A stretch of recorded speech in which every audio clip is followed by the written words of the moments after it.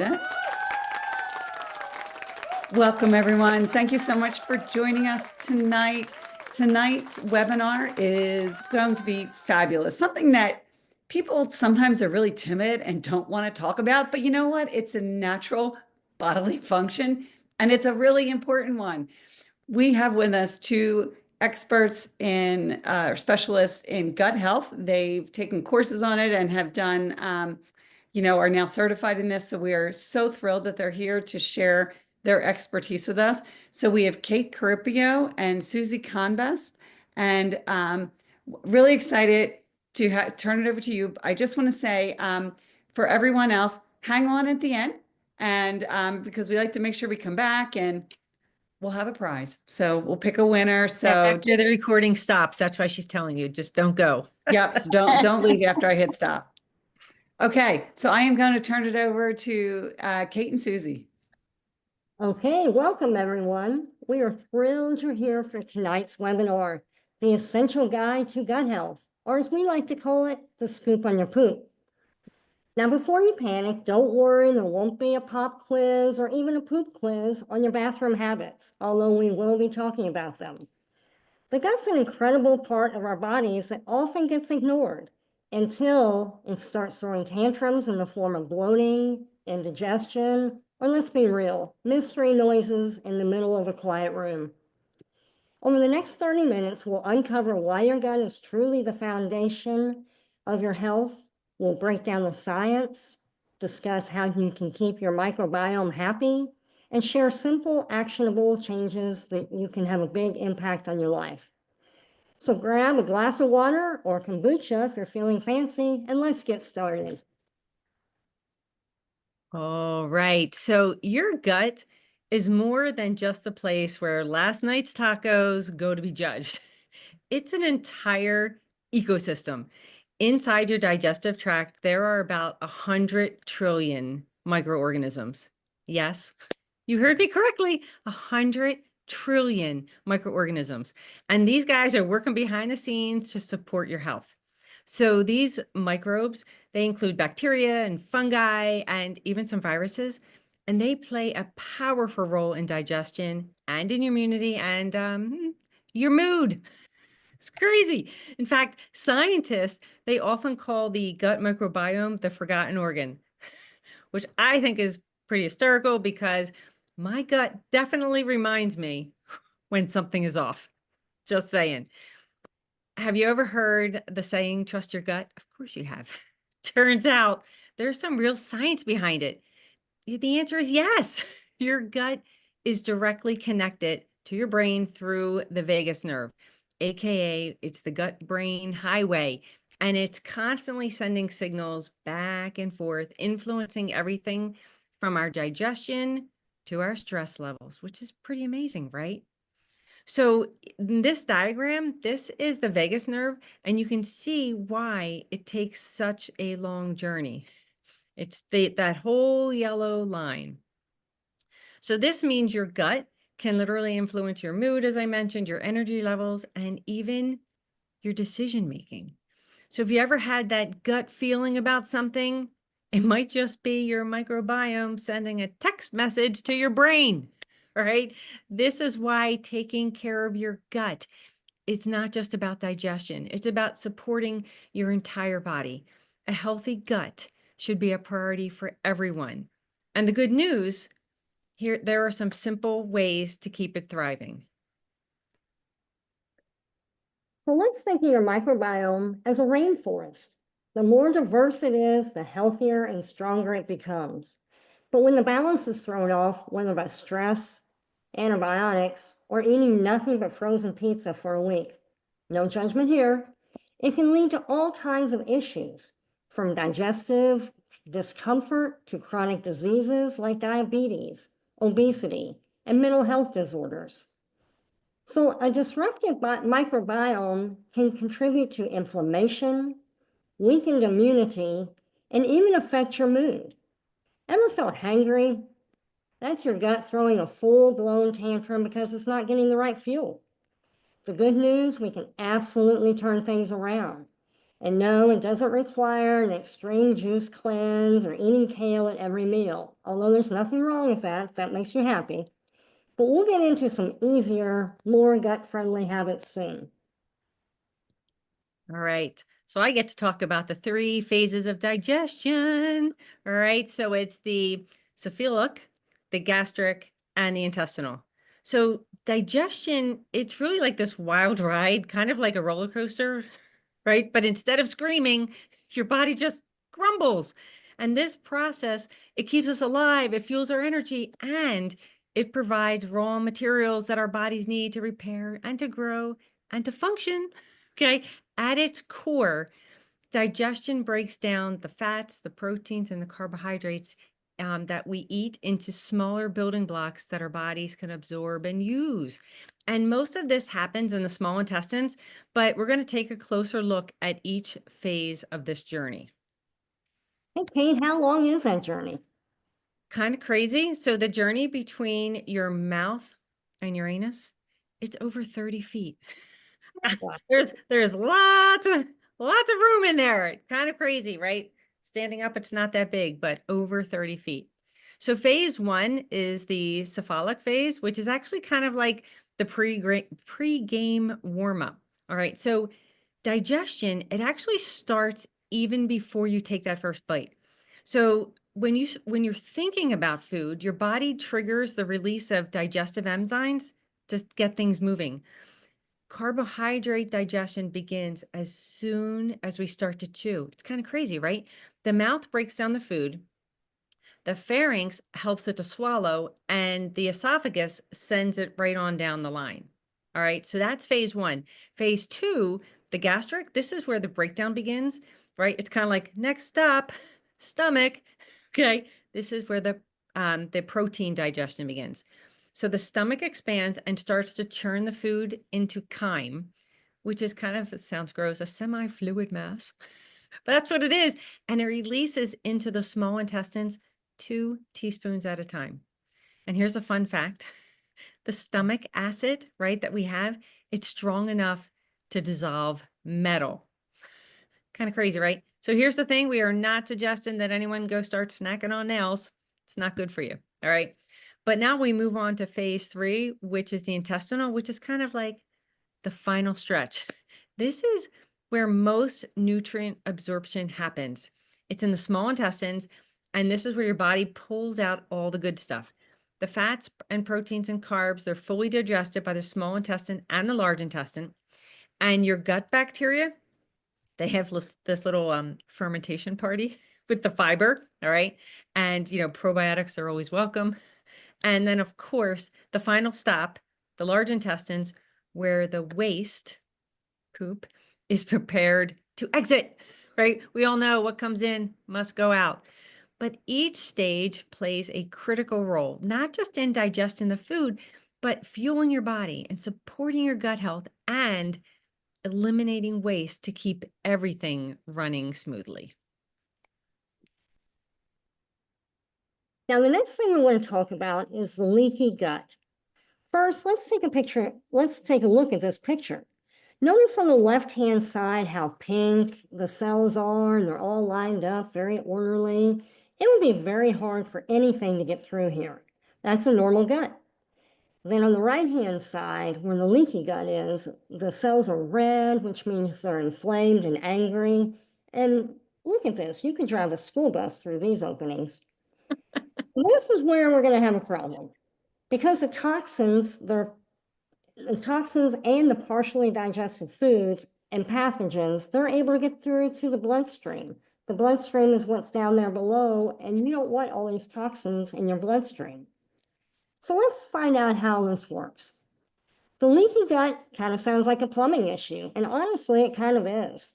Your intestinal lining should be a secure fence, keeping the good stuff in and the bad stuff out. But when it becomes damaged, I'm going to guess like toxins, undigested food particles, they sneak through. Think of your gut like throwing an uninvited house party. Nobody wants that kind of chaos. So what causes it? Well, a diet full of processed foods, excessive alcohol, stress, and even some environmental toxins. But don't worry, we've got solutions. The best way to fix it, of course, is going to be to feed your gut what it loves. Feed it fiber, probiotics, real whole foods. Basically, treat your gut like a VIP and not a garbage disposal. So what actually is a leaky gut? It's inside our bellies, we have an extensive intestinal lining covering more than 4,000 feet of surface area. It's bigger than most people's houses, bigger than my house for sure. So when working properly, it forms a tight barrier that controls what gets absorbed into the bloodstream. An unhealthy gut lining may have large cracks or holes, allowing partially digested foods, toxins, and bugs to penetrate the tissues beneath it. This may trigger inflammation and changes in the gut flora, which is the normal bacteria you're supposed to have. And that can lead to problems within the digestive tract and beyond. The research world is booming today with studies showing that modifications in the intestinal bacteria and inflammation may play a role in the development of several common chronic diseases. So let's talk about how to fix this. You're going to focus on a diet rich in fiber, probiotics, and prebiotics while avoiding processed foods, refined sugars, and alcohol. And a huge thing is manage your stress. Stress is awful for the gut, which is awful for most things, but it's awful for the gut. So let's manage that. But here are some foods that can trigger a leaky gut. So if you suspect you have a leaky gut, or if you know you have a leaky gut, try to avoid these, like raw legumes, dairy, eggs, alcohol, processed foods, and starchy vegetables. Well, that was interesting and all, but now let's take a look at the star of the presentation, poop. So 20% of the population struggles with constipation, and we know that diarrhea can be a very serious condition. So no wonder we have so many commercials on the subject. How many of us know this jingle? Nausea, heartburn, indigestion, upset stomach, diarrhea. Pepto-Bismol. Thank you. Absolutely. It's like I can name that jingle in a lot. I was never good at that, but I remember the jingles. Perfect. Perfect. Yay. So how do we know that gut issues like constipation and diarrhea, like that they affect so much of the population, right? As Susie mentioned, 20%. But how do you know if your digestion is on track, and if it needs some attention? One of the best ways to assess your gut health is by checking in on your poop. All right. So enter the Bristol stool chart. This is a tool that is used by the healthcare professionals to classify different types of stools based on their shape and the consistency. So here's the breakdown. All right. Types 1 and 2, boulders. It's like, hello, constipation. All right. The 3rd and 4th, this is the gold standard. This is smooth sailing. This is where you want to be. All right. Types 5 to 7, affectionately known as the splash zone. All right. This is where we are in diarrhea territory. Your poop, it's like a daily gut health report card, and it gives you clues about what's happening inside your digestive system. All right. So now we're going to take a closer look as Susie walks us through each type and what it really means for your gut. But as she starts to go through this, I'm going to have you take a look over at the chat. We're going to have some things that are going to be thrown in there, some different resources that you can grab. If you just want to open the links, let it sit behind your computer. If for some reason you can't, you're on a phone or whatever, no worries. You can reach back out to the person who told you about the webinar. They will get them to you. But also, if you've registered, we are going to automatically send you the recording and all these links. So no worries, but Susie's going to walk us through. Okay, thanks, Kate. So type 1, those are separate hard lumps like nuts, really hard to pass. That indicates constipation. a slow transit time in the GI tract, and possible dehydration, and also a lack of fiber. They look like mothballs. Well, they really do. Okay, so the second type is a sausage-shaped but kind of lumpy. It also suggests constipation, a slow transit time, possible dehydration, and extra fiber probably isn't going to help at this point. So that's interesting because so many times people think that fiber is the best for every gut challenge. But it looks here that maybe water might be the better option. Yeah, water is definitely good to add, and so for so many reasons. Okay, type 3 here, sausage shaped with cracks on the surface. That's considered normal, but may indicate mild dehydration. And the transit time is improved a little bit. All right. Sorry for jumping in again. But when you talk about transit time, is that the time from when you eat until you poop? No, that's a great question. It's actually the amount of time in the intestinal tract. So the slower time in the colon means that more water is going to be absorbed from the waste, so you're going to have constipation. The faster time in the colon means less water is absorbed from the waste, so you're going to have looser stools. So we need to get the perfect mix. Yeah, you gotta have that perfect mix. Absolutely. Okay, so number 4, this is what you want to be. This is perfect. This is ideal, healthy stool. It's sausage shaped, smooth, and soft. This transit time is about 72 hours, and the larger size usually means higher amount of fiber in our diet. All right, look at this number 5. Soft blobs with clear-cut edges. It's very easily passed, but it may indicate a lack of dietary fiber. Now, it can be ideal for a faster digester, but maybe mild diarrhea for others. Since we're all bio-individual, which just means no two people are alike. Okay. So if your poop is super hard, you're probably dehydrated and need more water. And if it's too soft, it probably means that we need more fiber. Exactly. See, we're learning a lot more about poop already. All right, type 6, fluffy pieces with ragged edges, kind of mushy. This could suggest mild diarrhea or just a fast-moving digestive system. It can occur due to spices, stress, stimulants, or laxatives. Okay. So I know we've talked about stress the whole time, right? Like well, at least I think you have, because that's what I keep hearing. But it's interesting because I know so many people who drink coffee in the morning to get their systems going. And, although Susie, you and I know that having caffeine first thing in the morning is not ideal, I know of many people who do this, right, for that laxative effect, But since I said that, let me just add that water is a much better way to start your morning. I totally agree. Okay, here's our last type. We don't want this. Watery, no solid pieces, entirely liquid. That indicates severe diarrhea. And this can really be dangerous long-term due to all the fluid loss. However, this is the body's short-term self-protection against pathogens and toxins. I mean, this is why you don't always want to go and just take medicines to stop diarrhea, because this is our body naturally trying to help us. So sometimes we just need to let it run its course. So why is this chart useful?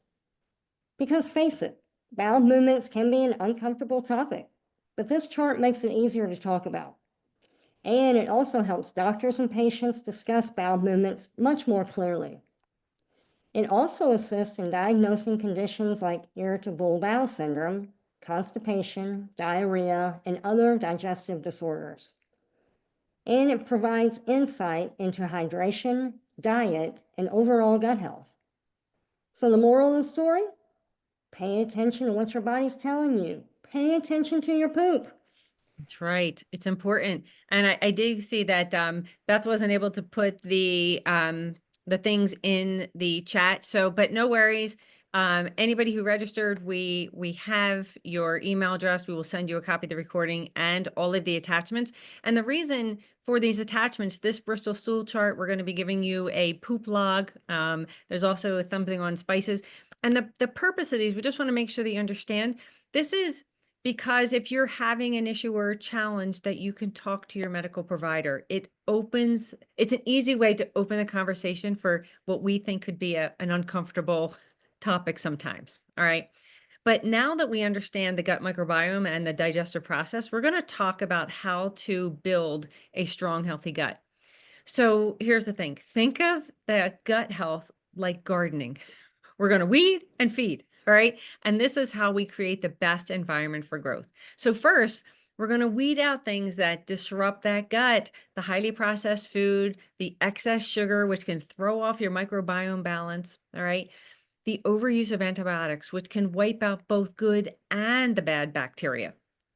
After we do that, we're going to feed our gut with some microbiome friendly foods. And you may be going, what are they? Let me tell you, it's fiber rich fruits and veggies, right? That keeps our digestion moving. But it's also fermented foods like yogurt, kimchi, sauerkraut, because these actually introduce beneficial probiotics. And then the other thing is healthy fats. And this is from sources like avocados, nuts, and olive oil. And that helps support the gut lining integrity. So they're all very good for you. But here's the other thing. Susie's mentioned this several times. Don't forget, hydration, stress management, they play a huge role in our gut health, right? Dehydration slows digestion, and stress can actually have that direct impact on your microbiome. So, all right, if your water bottle has been sitting here like mine has, all right, it's just time to let's take a drink, right? Small, consistent habits add up.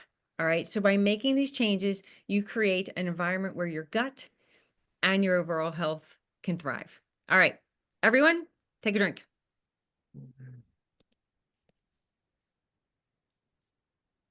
Now we can continue. Perfect. Okay, so this is kind of what we've been looking for, right? We want to know how we can change this. What are some practical tips to improve our gut health? Number one, exercise. Physical activity gets your colon moving, which leads to more bowel movements that are regular. Exercise can also help manage irritable bowel syndromes. This is so true. You know, when I'm working with people who are having some gut challenges, I often suggest that they get moving. And you know what's really helpful?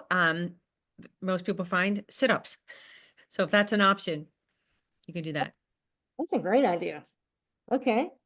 All right. So number two, let's eat a healthy diet.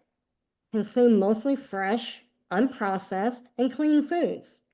Processed foods are broken down more easily into sugar, which can negatively impact your digestive health. All right. So number three, eat smaller, more frequent meals to avoid overwhelming the GI tract. Yes. Right. And Susie, as you mentioned earlier, right? Everyone is different, right? We're bio-individual, right? But for many people, we recommend eating 6 times a day, right?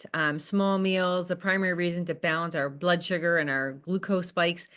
But that also keeps the GI tract happy, right? But if you're doing something else like intermittent fasting or you have some other form of nutrition plan, remember, be kind to your GI tract. Absolutely. Absolutely. Okay. So number four, chew your food thoroughly. It can ease the digestive process. Your stomach doesn't have teeth, so do it a favor. Oh my gosh. So I used to inhale all my food. I think that was a result of there being 8 kids in my family, and we were told if we wanted seconds, we had to eat fast. So it took years, right? And still I have to be conscious to just retrain my brain to eat slower. Yeah, that's hard, but very smart. Okay, so again, we have said this throughout, or I know I have, manage your stress levels. Too much stress can impact your gut health. Your gut feels your stress. So maybe do some meditation, some deep breathing, or hey, just screaming into a pillow, whatever works. You know what's interesting? So throughout these, last 25 minutes or so that we've been talking, you have mentioned small meals, hydration, movement, managing our stress.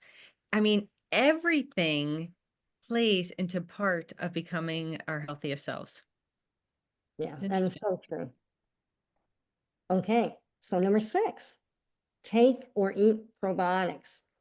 Probiotics increase the amount of good bacteria in your gut, like yogurt, kefir, sauerkraut. Those are all good foods to eat. But if you don't think you're getting enough with just food, you can take supplements. They can be your gut's BFFs. Okay. Yes.